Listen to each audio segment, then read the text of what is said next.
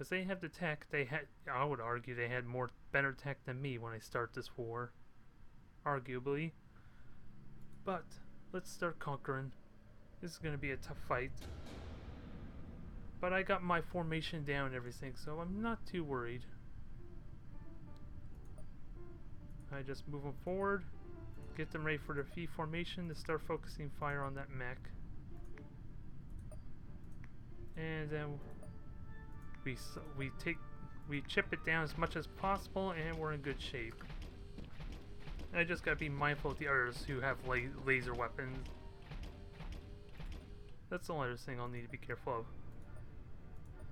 Because those are all melee, so basically the two in the back there are use laser weapons. So that's good to keep in mind. They're gonna give me 4 lovely shots in here. Oh, and I kind of positioned myself poorly, just a tiny bit. Not a huge issue though. Thankfully. Oh, and I'll have to readjust because now he can't use his shields. And now, this is the moment of truth. Yeah, he's gonna take a hit, but how many of these can I kill before things start to get bad? Let's see, 1 rocket off there. I would love to move him. I just want to make sure I kill that mech. Actually, I would need to kill that infantry too, since it's such a tempting target. Now, this is hard choice. They're melees, actually. I can take them out easily. And let's see. 50 health. Can I take out 50 points of health? Well, that one's gonna get 2 shots on me, so no, I can't actually. Not without risking losing someone.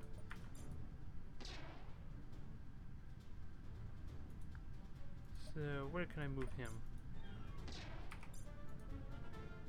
There, I didn't need to move at all. He just cleared them all out for me, essentially.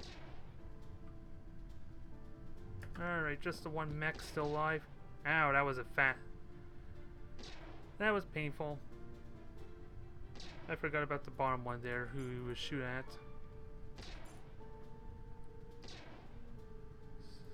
So, oh, that was not what I wanted to do, damn it. Burnt a lot of extra points doing that.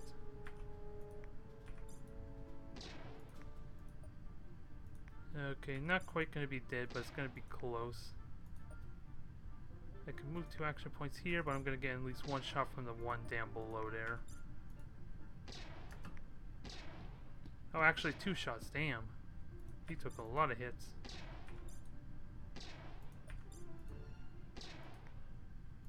Alright, this is over. Once I get to someone who's actually in range, or to shoot it.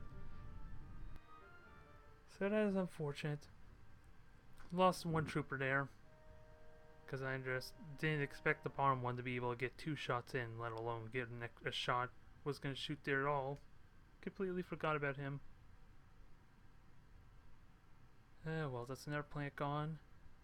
If we can get a bunch of systems and only 1 planet, this would go a lot quicker.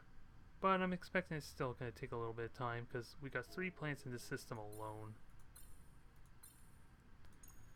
I'm going to have to bring my troops back up. They're going to have a little bit of a hard time, just a tiny bit. But we'll keep pushing forward and hopefully we'll have better luck down the road. Everything's going good because what? Titus is only 1 system there, so that was easy to conquer. Eileen was only 1 planet.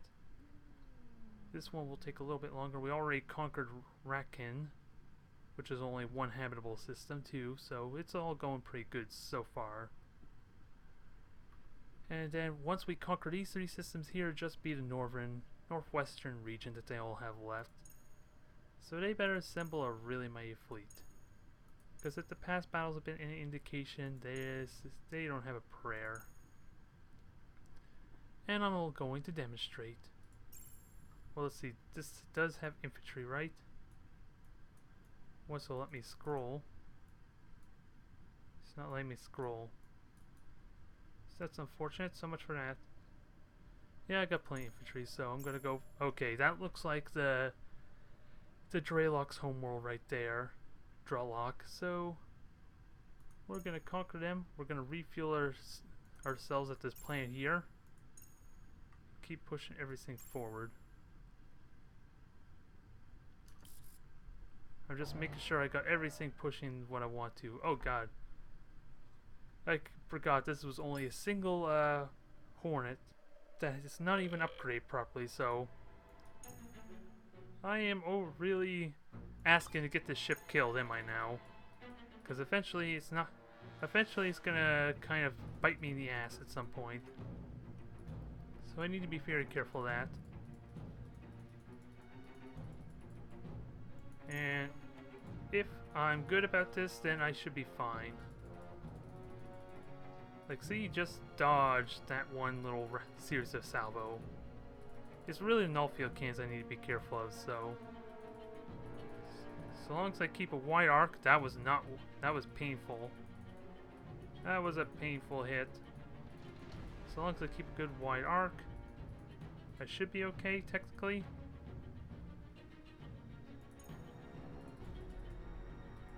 I'm just making sure the arc's the right distance. Oh crap, I don't need you stand still, damn it. And I gotta be very careful about its power. The shield's already down. Holy crap, it's going way off course now. That's what a little bit engine power will do for you, folks. Not only are you impossible to hit, it's impossible to hit anything. Oh, I remember what's going on. It's not trying to circle around, it's trying to do its silly focus fire attempt again. Which is fine. I just forgot the Hornets 2s have their silly setup where they try and shoot anything that's in front of them rather than side weapons. Alright. Boost those shields up as much as you can, please, because I'm going to really need them. Well, stop firing snow field cannons, so I think those have been taken out. I think we're in the clear now. Thankfully. Once this Hornet decides to do its proper circle strafe run. Yep, I think we're good. I am not in a position where I can just straight up auto-resolve this, because it's probably going to get demolished if I do that. So we're going to do this by hand. We're going to scalpel our way through these star bases and just conquer the systems as we go. But I like the constant barrage of weaponry there. It just keeps going non-stop. Nice display of weaponry, just constantly firing, and it shows I designed the Hornets well, because they're kind of meant for shooting at smaller fighters. What is it? 2 flat cannons with good arc, lots of laser batteries, a good handful of point defense weaponry, but of course the Mark IIs have a lot of, power capacitors to kind of give it the excess energy it needs for its shield charge, essentially. So that's why I should rush to get that as a Mark III, so that way it has the dark matter reactors and the extra firepower. So that way it can do a lot more damage. And it sustains itself a lot better. Oh, I'm not going to rob us of this fight here. I think this is a large scale one. Yeah, this is on Drayloks Homeworld with the Titan no less, so let's see how badly this goes for him. This is gonna go bad. We already know that. I didn't even lose a single ship in the last major engagement, so how is this gonna be any different, essentially? Whoa! That's a lot of ships. And I have no easy way to move them. I'm just gonna move them back and get these ships to have their fun. And of course everything else is just gonna escort. This is a little awkward, isn't it? Yeah, and a lot of slow down the process that I can't do anything about either. So let me fix this up quickly. As their fighters start dying, all the ships die. We should be in the clear. I don't even know which one's the Titan. Oh, it's right there. The friend maker of Drell.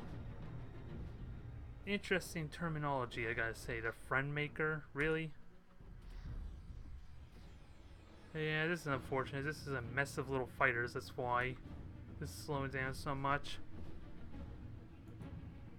They're gonna die quick, though. And then it'll clean up. He'll clear up quite a bit. I'm basically just watching to see how long that Titan lives, but everything's pretty much ignoring it anyway. So I don't think it's as big of a deal as I'm making it out to be. And the sad, sad irony, that Starbase with its null-field cannons is like the most powerful thing they have in their fleet. Because Garelon just scalpeled that Titan in half. Or just cut it in half. I didn't even realize Garelon was in this fleet. So yeah. The poor, poor Cordrazine. If it wasn't for all the slowdown, that fight probably would have lasted about 10 seconds. 10-15 seconds with how quickly everything just evaporated. It was almost quite literally one strafing run through their entire fleet and the starbase. The only thing that survived, really, was one Titan, I think. Everything else just died as soon as the majority of the fleet shot at them. Because of all the fighters, though, this loading screen is taking a long time to get the score result. That took forever. It felt like. It almost looked like the game crashed right there at first, which is not something you have to want to do. Although, I guess I could have just done an auto-resolve, but who knows how many ships I would have lost in that exchange. And God forbid, I hope Garelon wouldn't have lost Garelon if I did an auto-resolve. Although, due to the fact that most of them had a bunch of shields and like nothing there, it didn't even look like Garelon did a lot of damage. Which is a shame, because I think that was the sole ship that just obliterated that Titan there in that exchange. It just... I had the Titan selected. It basically... Wow, I don't even have any infantry here. It basically... I lost my train of thought. Damn it, what was I gonna say? Oh yeah, I had the Titan selected that entire time. You all witnessed it. Basically, that right side there died... Basically... got melted almost instantly there, and then it just died from that. So I'm almost certain Garelon did all the damage, with a couple of stray fire from anything else that was on that arc, I guess. Maybe a null field can or two from one of the Hercules beetles. So I guess it's time to free the Drayloks of their homeworld. Although that still doesn't mean the Drayloks are back as a playable race, which is kind of something I wish was implemented to an extent, because Civilization 5 allowed for that there. If you would free one of their occupied home, it's not the home state, is it, or the capital? I think it's any territory that was theirs originally when they've been wiped out, and they would become your best friends for pretty much the rest of the game until you do something to piss them off, essentially. Which was kind of cool, but I doubt I'm going to have that option here. We'll find out in a moment. I wonder if Galactic Civilization 3 will have that feature possibility available. That would be cool. I want to save the rocket for one more turn, just in case I can get us a couple Owlwoks in the process. That would be convenient, at least. Especially with another rocket to back it up. Ooh, even 3 rockets. 4! 5 rockets! I am not doing the laugh. For anyone who knows that Sesame Street term. I can't even remember his name. The Count. I don't remember his name though, damn it. I think it's better that way. I don't want to give anyone the satisfaction of that horrible... Well, not horrible laugh, but I would just do it horribly. So I'll just stop on that right now. I'm not even going to mention it anymore. just for my own sake. But let's see, more rockets. I got a nice little clump of them though, so I'm gonna obliterate pretty much any group cluster that move up together. Especially they're all right in the middle too, which is like the best case scenario for me. So let's see how this goes. Of course, only 2 of them move up, which is kind of weird. But I got my prime shot that I wanted at least, so that works out well. I can fire another one, take out the Owlwok in the process. And I can hang on to that rocket, see if I can get some more. Well, all of these, honestly, I would like to finish off the mech. How much health does it have? 51, I don't think it's possible.